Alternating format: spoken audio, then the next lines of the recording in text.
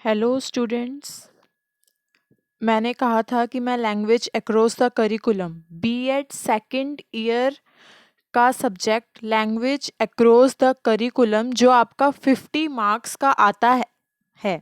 ठीक है, 50 मार्क्स का आता है। 40 मार्क्स की आपकी थ्योरी होती है और 10 मार्क्स का आपका कॉलेज की तरफ से मार्क्स लगते हैं। तो आज मैं यही सब्जेक्ट स्टार्ट करवाने जा रही हूँ। यूनिट 1 को पहले हम अच्छे से कंप्लीट करेंगे। आपको टेंशन लेने की कोई ज़रूरत नहीं है, ना मैं कोई बीच बीच में से करवा रही हूँ ना कुछ। ठीक है, यूनिट 1 है आपकी बुक में सबसे पहले, तो हम उसी के क्वेश्चंस पहले ख़त्म करने की कोशिश करेंगे। ठीक है, उसी की तैयारी करनी है पहले यूनिट 1 की, तो वो बहुत अच्छे से करनी है आपने तैयारी। जो जो मैं करवाऊँ, जो जो मैं बताऊँ, वो बहुत अच्छे से आपने प्रिपेयर करना है। ठीक है, जैसे हमने हिंदी एमसीक्यूज़ के क्वेश्चंस अच्छे से तैयारी में लिए थे और आए भी थे 80 आउट ऑफ 80, वैसे ही हमें यहाँ भी अपना पूरा बेस्ट करना है। ठीक है, अच्छे से क्वेश्चन को पढ़ना है क्योंकि क्वेश्चन कई तरीके से पूछा जाता है। ठीक है, पेपर में। तो मैंने वही आपके सामने स्क्रीन पर रखा हुआ है। लिखा हुआ है, भाषा से आप क्या समझते हैं, भाषा की प्रकृति की विवेचना कीजिए। This is the most important question of language across the curriculum. Language across the curriculum का ये पहला मोस्ट इम्पॉर्टेंट क्वेश्चन है। ठीक है, यूनिट 1 का। तो आज हम इसी को पढ़ेंगे। फर्स्ट क्वेश्चन क्या लिखा है, भाषा से आप क्या समझते हैं, भाषा की प्रकृति की विवेचना कीजिए। यह क्वेश्चन और किस तरीके से आ सकता है, नीचे देखिए। या ठीक है, भाषा से आप क्या समझते हैं, भाषा की विशेषताओं का वर्णन कीजिए। या आपसे भाषा की प्रकृति पूछ ली जाएगी या आपसे भाषा की विशेषता पूछ ली जाएगी। और एक और क्वेश्चन लिखा हुआ है, या भारतीय दृष्टिकोण एवं पाश्चात्य दृष्टिकोण के आधार पर भाषा का अर्थ लिखिए। अब यही बच्चे सबसे ज्यादा कंफ्यूज होते हैं कि भाई ये क्या है, भारतीय दृष्टिकोण, पाश्चात्य दृष्टिकोण, ये क्या चीज है, भाषा का अर्थ इसी में बताना है।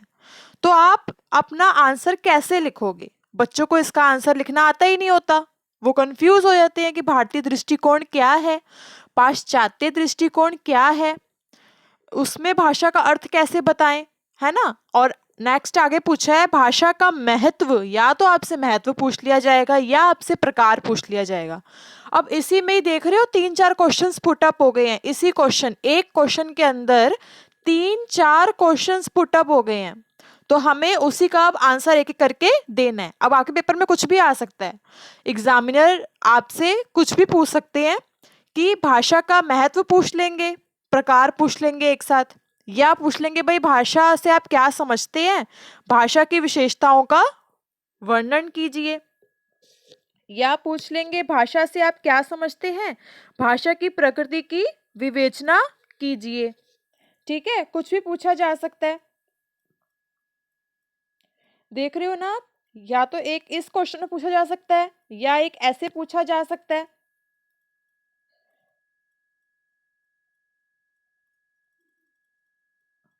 या भारतीय दृष्टिकोण पाश्चात्य से पूछा जा सकता है। आपको आंसर कैसे देना है, देखो, पहला आप बताने जा रहे हो कि भाषा है क्या। ठीक है, भाषा अभिव्यक्ति एवं विचार विनिमय का सांकेतिक साधन है। ठीक है, संकेत से हम बताते हैं, है ना, विचार विनिमय करते हैं, विचारों का क्या करते हैं, लेन देन करते हैं, आदान प्रदान करते हैं, तो वो सांकेतिक साधन है। सबसे पहले आप संकेत में बताओगे। ठीक है, सांकेतिक साधन है। भाषा लोगों की एक दूसरे के साथ विचारों का आदान प्रदान करने में सहायता करती है।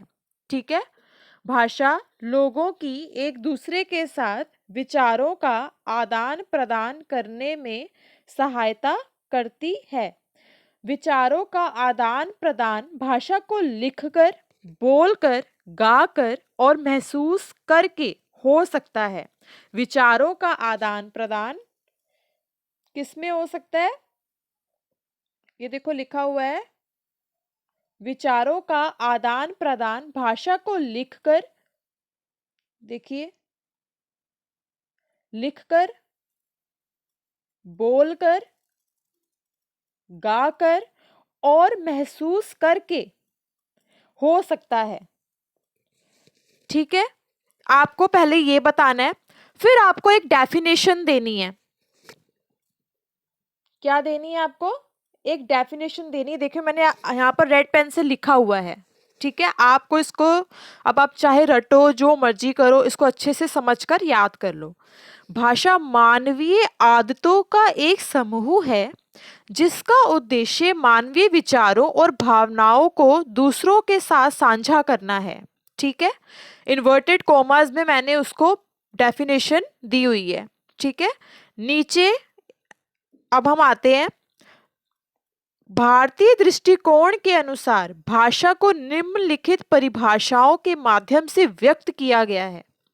भारतीय दृष्टिकोण के अनुसार भाषा को निम्नलिखित परिभाषाओं के माध्यम से व्यक्त किया गया है। ठीक है, अब हम देखेंगे कि कैसे व्यक्त किया गया है।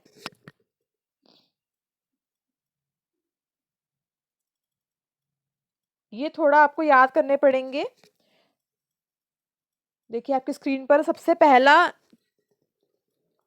दिख रहा है महर्षि पतंजलि के अनुसार। ये आपको थोड़े बहुत वहां लिखने पड़ेंगे याद करके। ठीक है, पतंजलि के अनुसार क्या है? भाषा वह व्यापार है। देखिए लिखा हुआ है, भाषा वह व्यापार है जिससे हम वर्णनात्मक या व्यक्त शब्दों के द्वारा अपने विचारों को प्रकट करते हैं। पतंजलि के अनुसार क्या है? ये हर बुक में आपको मिल जाएगा। भाषा वह व्यापार है जिससे हम वर्णनात्मक या व्यक्त शब्दों के द्वारा अपने विचारों को प्रकट करते हैं। ठीक है, पतंजलि जी ने ये कहा। दूसरे ने क्या कहा इन्होंने? कामता प्रसाद गुरु के अनुसार क्या कहा गया है भाषा को? भाषा वह साधन है जिसके द्वारा मनुष्य अपने विचार दूसरों पर भली भांति प्रकट कर सकता है और दूसरों के विचार स्पष्टतः समझ सकता है। कामता प्रसाद जी ने कहा है कि दूसरों के विचार को भी अच्छे से समझ सकता है। आगे जो कवि हैं उन्होंने क्या कहा है? काव्य दर्श के अनुसार समस्त तीनों लोक, दिख रहा है ना, समस्त तीनों लोक अंधकार में हो जाते यदि शब्द रूपी ज्योति, ब्रैकेट में मैंने लिखा है भाषा, से यह संसार प्रदीप्त ना होता। प्रदीप्त समझते हो? प्रकाश में ना हो पाता। समस्त तीनों लोग अंधकार में हो जाते। ये किसने कहा? काव्य दर्श के अनुसार। ठीक है, आगे डॉक्टर नरेश मिश्र के अनुसार क्या कहा गया है? भाषा मानव मुख से उच्चरित यादृच्छिक ध्वनि प्रतीकों की वह व्यवस्था है जिसके माध्यम से एक भाषा समुदाय के सदस्य परस्पर विचार विनिमय करते हैं। ठीक है, भाषा मानव मुख से उच्चरित यादृच्छिक ध्वनि, यादृच्छिक मतलब समझते हो? स्वतंत्र, जो बिल्कुल स्वतंत्र है। ध्वनि प्रतीकों की वह व्यवस्था है जिसके माध्यम से एक भाषा समुदाय के सदस्य परस्पर विचार विनिमय करते हैं। वो तो करते ही हैं। अगर एक भाषा समुदाय बैठ रहा है तो ये विचार विनिमय तो वो करेंगे ही करेंगे, बातचीत तो होगी मुद्दे पर। ठीक है, आगे श्याम चंद्र कपूर के अनुसार क्या बोला गया है? भाषा वह साधन है जिसके द्वारा मनुष्य बोलकर या लिखकर अपने विचार दूसरों पर सरलता, स्पष्टता, विस्तार तथा पूर्णता से व्यक्त कर सकता है। आप वीडियो को पॉज करके भी अच्छे से अपना पढ़ सकते हो। ठीक है, याद कर सकते हो। ठीक है, श्यामचंद्र कपूर के अनुसार क्या बोला है कि दूसरों पर जो है विचार सरलता, स्पष्टता, विस्तार तथा पूर्णता से व्यक्त कर सकते हैं। ठीक है, आगे देखो, अब आपका इसमें क्वेश्चन बन गया, ये देखिए नीचे की तरफ दिख रहा है, ये देखिए पाश्चात्य दृष्टिकोण, ये आया था ना आपके क्वेश्चन में, दिखाऊं मैं एक बार, आपके क्वेश्चन में आया था, ये देखो यही क्वेश्चन पूछा था, पाश्चात्य दृष्टिकोण, भारतीय दृष्टिकोण की, यही क्वेश्चन था ना, यही हम अभी जो जितनी भी हमने डेफिनेशंस पढ़ी हैं वो भारतीय दृष्टिकोण की अभी पढ़ी हैं, ठीक है। अब हम जो पढ़ रहे हैं वो पाश्चात्य दृष्टिकोण का पढ़ रहे हैं, ठीक है, लिखा हुआ है देखो, दिख रहा है पाश्चात्य दृष्टिकोण, ठीक है। तो ये देखो नीचे आपका ये आंसर इसी में कंप्लीट हो जाएगा, पाश्चात्य दृष्टिकोण के अनुसार बताना है। तो अब फर्स्ट स्टार्ट कर रहे हैं हम, स्वीट के अनुसार लिखा हुआ है देखो, स्वीट के अनुसार ध्वन्यात्मक शब्दों द्वारा विचारों को प्रकट करना ही भाषा है। ध्वन्यात्मक शब्दों द्वारा विचारों को प्रकट करना ही भाषा है। जो हम अपनी ध्वनि से करते हैं ना, ध्वन्यात्मक क्या, जो हम जोर शोर से अपनी ध्वनि से हम जो शब्दों को, विचार को अपने प्रकट करते हैं वो भाषा है, स्वीट ने कहा ये, ठीक है। आगे चलते हैं,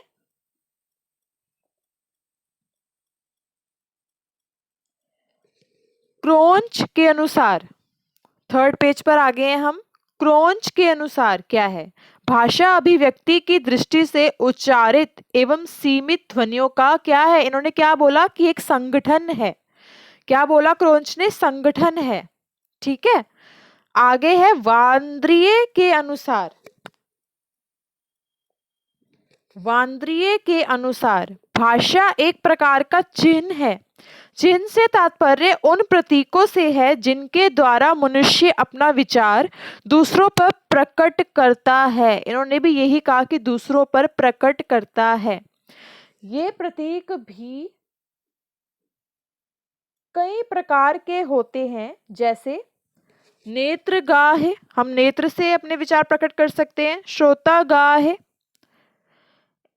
है ना, सुनकर, कहकर, एवं स्पर्श गाहे, स्पर्श से भी हम अपने विचार प्रकट कर सकते हैं। वस्तुतः भाषा की दृष्टि से श्रोतागाह प्रतीक ही सर्वश्रेष्ठ है। मैं मानती हूँ आपके लिए थोड़ा सा ये बोरिंग हो जाएगा, क्योंकि जो पहला क्वेश्चन है उसी में ही 4-5 क्वेश्चंस पुटअप हैं, पर ये भी देखिए कि वो आपकी भलाई के लिए हैं। आप पेपर में कॉन्फिडेंटली जा तो पाएंगे, आंसर अपना लिख तो पाएंगे, डर तो नहीं लगेगा। तो इसलिए अगर आप अच्छे से इसको तैयारी में ले लेंगे, अच्छे से तैयारी कर लेंगे, थोड़ा सा बोरिंग जरूर लगता है पर कोई नहीं यार, ये हमारा बीएड का हमें पढ़ना तो है ही है ना, अपना प्रोफेशनल कोर्स तो करना है ना। तो प्लीज इसको बोर वे में ना ले तो ज्यादा बेटर है, इंटरेस्टिंग वे में अपना पढ़िए, ठीक है। वांद्री ने ये बोला था। आगे है इनसाइक्लोपीडिया ब्रिटेनिका के अनुसार क्या बोला गया है, भाषा यादृच्छिक मौखिक प्रतीकों की वह व्यवस्था है जिसके द्वारा मनुष्य समाज एवं संस्कृति के सदस्य होने के नाते परस्पर विचारों एवं कार्यों का आदान प्रदान करते हैं, ठीक है। ये आपको एक याद करना है। इसके नीचे है ब्लॉक तथा ट्रेजर के अनुसार भाषा उस व्यक्त ध्वनि,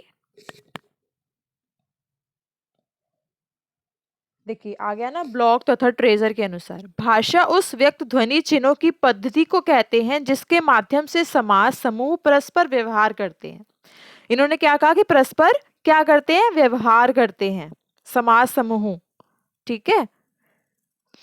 और ये भी आपको याद करना है। इसके बाद आपको ये याद करना है ए पेई के अनुसार भाषा की कहानी सभ्यता की कहानी है। चलो शुक्र है, एक लाइन में तो किसी का आंसर आया।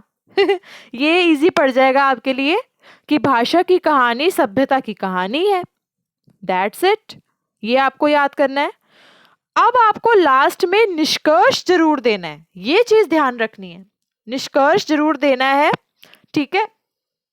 क्योंकि आप बीएड कर रहे हो, उसमें निष्कर्ष की बहुत ज़्यादा इम्पोर्टेंस है। आपको निष्कर्ष अच्छे से देना है और देखिए मैंने लिखा हुआ है, ये आप याद कर लेना। निष्कर्षतः उपरोक्त परिभाषाओं के आधार पर यह कहा जा सकता है कि भाषा में विभिन्न ध्वनियों, अरे कहाँ भाग जाता है यार,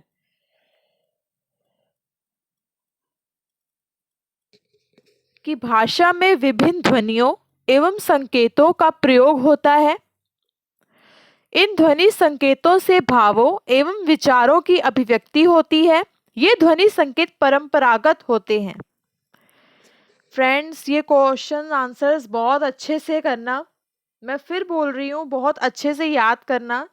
तभी मैंने स्टार्टिंग में ऐसी वीडियोस डाल दी हैं कि आप शुरू से थोड़ा थोड़ा याद करते जाएंगे तो आपको याद हो जाएगा। पेपर में आपको डर नहीं लगेगा, आप कॉन्फिडेंटली अपना आंसर लिख पाएंगे। ठीक है, तो ये आपको एक याद करना है निष्कर्ष। अब आगे चलते हैं नेक्स्ट क्वेश्चन पर, नेक्स्ट क्वेश्चन के आंसर पर। ये देखो, पहले क्वेश्चन में था भाषा की प्रकृति, नेचर ऑफ द लैंग्वेज, भाषा की प्रकृति। मैं इंग्लिश वाले बच्चों से भी यही कहना चाहूंगी कि वो भी अपना नेचर का, लैंग्वेज का लर्न कर लें। उनकी पास कोई अगर कोई बुक है तो वो याद कर लें अपना इंग्लिश का। भाषा की प्रकृति, सबसे पहला पॉइंट आपने क्या लिखना है, भाषा अर्जित संपत्ति है। ठीक है, भाषा अर्जित संपत्ति है, लैंग्वेज एक्वायर्ड प्रॉपर्टी। ठीक है, ये आपको लिखना है आंसर में। अब ये पता लग रहा है ना, ये क्वेश्चन आपका प्रकृति पर पूछा जा सकता है। एग्जामिनर जी आपसे पूछ सकते हैं कि भाषा की प्रकृति क्या है, वो बताइए। ठीक है, तो पहला पॉइंट आप क्या लिखोगे, भाषा अर्जित संपत्ति है। लिखा हुआ है मानव अपने चारों ओर के समाज और वातावरण से भाषा सीखता है। भारत में उत्पन्न बालक इंग्लैंड में रहकर इसलिए अंग्रेजी बोलने लगता है क्योंकि उसके चारों ओर अंग्रेजी का वातावरण रहता है। समझ रहे हो, मानव अपने चारों ओर के समाज और वातावरण से भाषा सीखता है। ठीक है, सीखेगा ना, जहां अगर आपके वातावरण में सब हिंदी हिंदी बोलते हैं तो बच्चा भी क्या सीखेगा, हिंदी सीखेगा। सबसे पहले तो अपनी फैमिली वालों से सीखेगा, अपने परिवार से सीखेगा। ठीक है, कि मेरे मम्मी पापा हिंदी बोल रहे हैं, मेरे दादा दादी हिंदी बोल रहे हैं, है ना, मेरे नाना नानी हिंदी बोल रहे हैं। ठीक है, तो उसको जब उसके कानों में वो लैंग्वेज पड़ेगी हिंदी की, तो वो भी तो हिंदी ही बोलेगा, है ना। तो जैसा उसको वातावरण मिलेगा वैसे ही वो लैंग्वेज बोलने लगेगा। अब यहाँ बोला है भारत में उत्पन्न बालक, उसका जन्म कहाँ हुआ है, भारत में ही हुआ है, पर वो इंग्लैंड में रहकर अंग्रेजी बोलने लग गया क्योंकि इंग्लैंड में उसको सारा एटमॉस्फेयर, उसको सारा वातावरण कैसा मिला, हिंदी अंग्रेजी ऐसे मिला। अंग्रेजी ऑलमोस्ट होता है वहां पर। ठीक है, तो अंग्रेजी सारे इंग्लिश में बात करते होंगे तो बच्चा भी क्या सीखेगा, इंग्लिश सीखेगा डायरेक्ट, हिंदी सीखेगा ही नहीं। ठीक है, इंग्लैंड में रह रहा है, अंग्रेजी बोलनी तो डेफिनेटली आ जाएगी। अब मैं हिंदी बोल रही हूँ, अब मुझे अगर मद्रासी सीखनी है, कन्नड़ मतलब ये सब सीखना है, तो मैं अगर उनके वहां पर चली जाऊंगी, उनकी स्टेट में चली जाऊंगी, तो मैं भी वही भाषा सीख जाऊंगी, है ना। ठीक है, इंग्लैंड में रहकर इसलिए अंग्रेजी बोलने लगता है क्योंकि उसके चारों ओर अंग्रेजी का क्या है, वातावरण है। यही आपको इसमें बताया गया है, भाषा अर्जित संपत्ति है। ठीक है, अतः स्पष्ट है कि भाषा आसपास के लोगों से अर्जित की जाती है, इसलिए यह अर्जित संपत्ति होती है। आगे नेक्स्ट पॉइंट, सेकंड पॉइंट पर चलते हैं। भाषा अभिव्यक्ति का साधन है, भाषा अभिव्यक्ति का साधन है, ये तो हम बचपन से पढ़ते ही आ रहे हैं ग्रामर में। ठीक है, विचारों और भावों को अभिव्यक्त करने के लिए भाषा को एक सांकेतिक साधन के रूप में प्रयोग में लाया जाता है। ठीक है, भाषा के रूप में प्रयुक्त संकेतों को समाज के सदस्यों द्वारा आपसी विचार विनिमय और भाव में उपयुक्त सहायता प्रदान करने का कार्य किया जाता है। आपको पता है अभिव्यक्ति का साधन है आदान प्रदान, तो हमें अपने विचार भाषा करनी ही पड़ती है। ठीक है, अब न्यूज चैनल वालों को देख लो, वो क्या है, अपने विचार अपने भाव सामने रखते हैं, अपना मुद्दा सामने रखते हैं कि हमें क्या प्रॉब्लम आ रही है ना, हम उसको कैसे सेटल करेंगे। तो ये सब क्या है, भाषा अभिव्यक्ति का साधन है। कम्युनिकेशन सबसे best example, communication. Third point क्या लिखोगे आप, क्या याद करना है आपको, देखो भाषा का अर्जन अनुकरण द्वारा होता है। भाषा का अर्जन अनुकरण द्वारा होता है। Language is learn through imitation. ठीक है, इमिटेशन। अनुकरण मतलब जानते हो, कॉपी करना। ठीक है, क्या करना, कॉपी करना। भाषा अनुकरण द्वारा सीखी जाती है, बिल्कुल अनुकरण द्वारा ही सीखी जाती है। अब छोटा सा बच्चा है, मम्मी को देख रहा है बोलते हुए, मम्मी कह रही है पेंसिल, ये पेंसिल है, ये पेन है, तो बच्चा भी वही सीख रहा है ना, अनुकरण कॉपी करेगा। उसको पता लग जाएगा कि इसे पेन कहते हैं, इसे पेंसिल कहते हैं, ये इरेजर है, ये शार्पनर है ना, ये पेज है, ये बुक है, कॉपी है। तो ये सब वो अनुकरण के द्वारा सीखेगा। अपने प्राप्त वातावरण में बालक जिस प्रकार की भाषा दूसरे को बोलता हुआ सुनता है, उससे ही वह अनुकरण द्वारा सीखता है। जैसे वो सुनेगा, जैसे वो दूसरों को बोलते हुए देखेगा, वो भी अनुकरण करना सीख जाएगा। ठीक है, थर्ड पॉइंट आपने ये वाला याद करना है। फोर्थ अभी है आगे, देखिए। बालक चाहे, फिफ्थ पेज पर आ गए हैं। बालक चाहे किसी भी वातावरण में रहे, जैसी भाषा उसके सामने होती है बालक वैसा ही सीखता है। जैसी भाषा उसके सामने होती है बालक वैसा ही सीखता है। फोर्थ पॉइंट, भाषा पैतृक संपत्ति भी है। भाषा पैतृक संपत्ति भी है, लेकिन आप इसमें एक पॉइंट और ऐड कर सकते हो। आप ऐसे लिख सकते हो, भाषा पैतृक संपत्ति भी है लेकिन कुछ हद तक। क्या लिखोगे, लेकिन कुछ हद तक। ये ऐड ऑन कर लेना, ये मैं यहाँ ऐड करना भूल गई हूँ। भाषा पैतृक संपत्ति भी है लेकिन कुछ हद तक। ठीक है, language is ancestral property. Ancestral property. ठीक है, इसका आंसर क्या लिखोगे आप, भाषा पैतृक संपत्ति है, पिता की भाषा पुत्र को पैतृक संपत्ति की भांति ही प्राप्त होती है। यहाँ ऐसा एक कमेंट किया गया है कि पिता की भाषा पुत्र को पैतृक संपत्ति की भांति ही प्राप्त होती है, पर ये जरूरी तो नहीं है, तभी तो मैंने पॉइंट में आपको ऐड करवाया कुछ हद तक। ठीक है, किंतु ऐसी बात नहीं है। देखिए यहाँ लिखा हुआ है, किंतु ऐसी बात नहीं है। यदि किसी भारतीय बच्चे को 1-2 वर्ष की अवस्था से अन्य देश में पाला जाए तो वह हिंदी आदि भाषा ना समझ सकेगा। क्या बोल रहा है ये, ऐसी बात नहीं है। यदि किसी भारतीय बच्चे को 1-2 वर्ष की अवस्था से अन्य देश में पाला जाए, ठीक है, अब वो जन्म तो उसने समझ लो भारत में लिया, अब वो चला गया लंदन, इंग्लैंड, है ना, वहीं पाला जा रहा है उसको शुरू से, तो वह हिंदी आदि भाषा नहीं समझ पाएगा। वो क्या समझेगा, सीधा इंग्लिश, है ना। तो उस देश की ही उसकी मातृभाषा हो जाएगी, वही उसकी अपनी भाषा होगी। ठीक है, उसी देश की उसकी मातृभाषा मानी जाएगी। अगर उसे इंग्लिश आई है तो वही उसकी मातृभाषा है और वही उसकी भाषा होगी। ठीक है, फिफ्थ पॉइंट देखो, ये आपको ऊपर याद करना है। देखो फ्रेंड्स, मैंने लैंग्वेज बहुत अपना इजी लिखने की कोशिश की है ताकि आपको बहुत अच्छे से समझ आ जाए, आप याद कर लो इजीली। ठीक है, इसलिए मैंने यहाँ पर ये थोड़ा लैंग्वेज इजी ही करने की कोशिश की है, क्योंकि बुक्स में तो बहुत गंदी लैंग्वेजेस लिखी हुई हैं, बहुत ज़्यादा, इतना इजी नहीं है वहाँ पर। ठीक है, तो मैंने थोड़ा उसको इजी करने की कोशिश की है। फिफ्थ पॉइंट आपको क्या याद करना है, भाषा का विचारों से गहरा संबंध है। बिल्कुल है, डेफिनेटली, ये तो हम शुरू से बचपन से ग्रामर पढ़ते ही आ रहे हैं भाषा चैप्टर में, है ना। विचारों से तो गहरा संबंध है ही है। Language has strong correlation with ideas. ठीक है, भाषा विचारों की जननी है। क्या लिखोगे आप, भाषा विचारों की जननी है।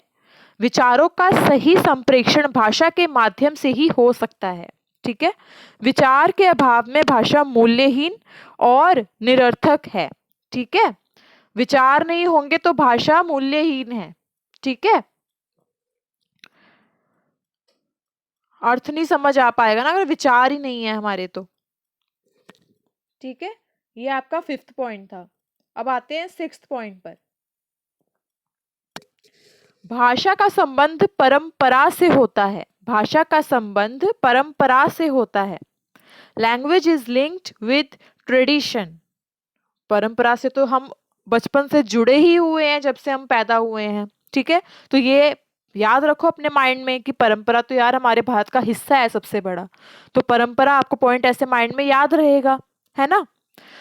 क्या लिखोगे आप? भाषा परंपरागत होती है, वह सदियों से चली आ रही है ना। हमारे ऋषि मुनि जो भी थे शुरू से, वो इस भाषा को चलाते आ ही रहे हैं। संस्कृत सीखी है हमने, हिंदी सीखी है ना, जिसे हम अर्जित करते हैं।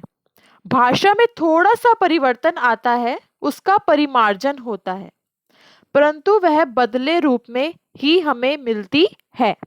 ठीक है, बदले रूप में ही हमें मिलती है। तो सदियों से चली आ रही है, परंपरागत ही तो हो गई, तो ऐसे आप याद कर लेना अच्छे से। ठीक है, 6th पॉइंट हो गया। अब हम आते हैं 7th पॉइंट पर और 6th पेज पर। 7th पॉइंट है, भाषा गतिशील और परिवर्तनशील होती है। Language is dynamic and changeable. ठीक है, डायनामिक है और चेंजेबल है। आपको आंसर में लिखना क्या है? भाषा जड़ एवं स्थिर नहीं है। ठीक है, वह चेतन एवं क्या है? गतिशील है। जब से भाषा का उद्गम हुआ है, वह बहती हुई नदी की तरह परिवर्तनशील है। सारा आ गया, गतिशील भी और परिवर्तनशील भी आंसर में। ठीक है, अब आते हैं हम 8th पॉइंट पर। प्रत्येक भाषा की अपनी अलग संरचना होती है। एक आपको संरचना बताना है, स्ट्रक्चर बताना है इसका। Every language has its own unique structure. ठीक है, हर भाषा की अपनी एक अलग संरचना होती है। मैं आंसर पढ़ रही हूँ इसका। जो इसमें निहित ध्वनियों, शब्दों, वाक्य रचनाओं तथा संबंधित अर्थों में स्पष्ट रूप से झलकती है। ठीक है ना, संरचना क्या है? जिसमें सब कुछ। अब संरचना कैसे है? अब आप एक बिल्डिंग बनाओगे तो उसकी नींव कैसे रखोगे? सीमेंट चाहिए, ब्रिक्स चाहिए, ईंटें चाहिए, सब चाहिए ना आपको। तो वैसे ही इसकी संरचना रेडी हुई है, ध्वनियों से, इसके शब्दों से, इसके वाक्यों से, इसके रचनाओं से, इसके संबंधित अर्थों में स्पष्ट रूप से झलकती है, तभी वो संरचना है। ठीक है, कोई भी दो भाषाएं संरचना अथवा ढांचे की दृष्टि से कभी एक जैसी नहीं होती। अब हिंदी अब इंग्लिश थोड़ी बन जाएगी, इंग्लिश हिंदी थोड़ी बन जाएगी। हिंदी अपने में पूर्णतः है, इंग्लिश अपने में पूर्णतः है। ठीक है, हिंदी अपने में पूरी है, इंग्लिश अपने में पूरी है, तो वो कभी भी एक जैसी नहीं होती हैं। तो 8th पॉइंट में आपको ये बताना है, याद करना है। ठीक है, 9 पॉइंट में आप क्या बताओगे? प्रत्येक भाषा की अपनी भौगोलिक सीमा होती है। सीमा समझते, एक बाउंड्री होती है, हम उससे पार नहीं जा सकते। ठीक है, every language has its own geographical boundaries. ठीक है, प्रत्येक भाषा का अपना क्षेत्र होता है ना, अपना क्षेत्र है ना, हम उससे सीमा नहीं लांघ सकते। ठीक है, वैसे ही भाषा का भी अपना क्षेत्र बना हुआ है। क्या बना हुआ है? क्षेत्र बना हुआ है, तथा भौगोलिक सीमाएं होती हैं, जिनके भीतर ही रह के हमें अच्छी तरह से बोला समझा जाता है उसे। ठीक है, उस क्षेत्र से बाहर निकलते ही उसके स्वरूप में परिवर्तन आना शुरू हो जाता है। अब आपकी अपनी बाउंड्री, अब जैसे मैं, एक मेरा झूठ कहने का एक लिमिट होगी। ठीक है, अब मैं ज्यादा रोज झूठ बोलूं, वो लिमिट तो पार हो गई ना। मेरे पास जो लिमिटेशन थी वो कुछ किसी के अच्छे के लिए झूठ बोलने के लिए थी, लेकिन मैं तो अपनी फैमिली से रोज झूठ बोल रही हूँ, तो मेरी तो लिमिट पार हो गई ना, और मेरा स्वरूप तो बदल गया, है ना। अब मैं रोज झूठ बोलने की आदी हो गई। तो वही कह रहा है कि जैसे ही आप अपनी सीमा से बाहर लांघते हो, तो वो क्या हो जाता है? परिवर्तन होना शुरू हो जाता है, परिवर्तन होना शुरू हो जाता है। ठीक है, 9 पॉइंट आपको ऐसे याद करना है। 10 पॉइंट देखो, बोर मत बनाना अपने लिए अपने आंसर्स को। ठीक है, 10 पॉइंट आपके लिए इनफ है, आप 10 पॉइंट्स भी लिख सकते हो, आपकी मर्जी है। ठीक है, 10 पॉइंट्स इनफ है, इतने ही याद करना अपने, उसमें बहुत बड़ी बात है। ठीक है, जूरी ने क्या, आपको 11 पॉइंट्स लर्न करने हैं, आप 10 पॉइंट इजीली आराम से ट्रिक्स बना के लर्न कर सकते हो। ठीक है, भाषा संस्कृति और सभ्यता से जुड़ी रहती है। 10th पॉइंट क्या है? भाषा संस्कृति और सभ्यता से जुड़ी रहती है। Language is linked with culture and civilization. ठीक है, सभ्यता, सिविलाइजेशन। ठीक है, भाषा का प्रयोग करने वाले व्यक्तियों तथा समाज की सभ्यता और संस्कृति से अटूट संबंध रहता है। ठीक है, जो टूटने वाला नहीं है। ठीक है, किसी भी समाज की सभ्यता और संस्कृति की झलक उसकी भाषा में मिलती है। ठीक है, 10th पॉइंट आपका ये हो गया, आपको ये याद करना है। 11 पॉइंट लास्ट ये है, भाषा में विभिन्नता और अनेक रूपता होती है। Language has variety and diversity. ठीक है, विभिन्नता है और अनेक रूपता है। भाषा अनुकरण से सीखी जाती है। मैंने आपको पहले ही बताया था, अनुकरण के बगैर हम कोई भी भाषा सीख ही नहीं सकते। ठीक है, आप फिल्म लगाओगे, आप इंग्लिश वाली फिल्म देख रहे हो, अब आपको इंग्लिश तो नहीं आती, आपको तो हिंदी आती है। अब आप फिल्म देख रहे हो तो क्या होगा, अब आप थोड़ा थोड़ा जब आप रोज देखना शुरू कर दोगे इंग्लिश फिल्म तो क्या होगा, आप थोड़ा इंग्लिश में माहिर होना शुरू हो जाओगे, तो थोड़ा आपको इंग्लिश आना शुरू हो जाएगी। वो अनुकरण कर रहे हो, आप कॉपी कर रहे हो उस चीज को। ठीक है,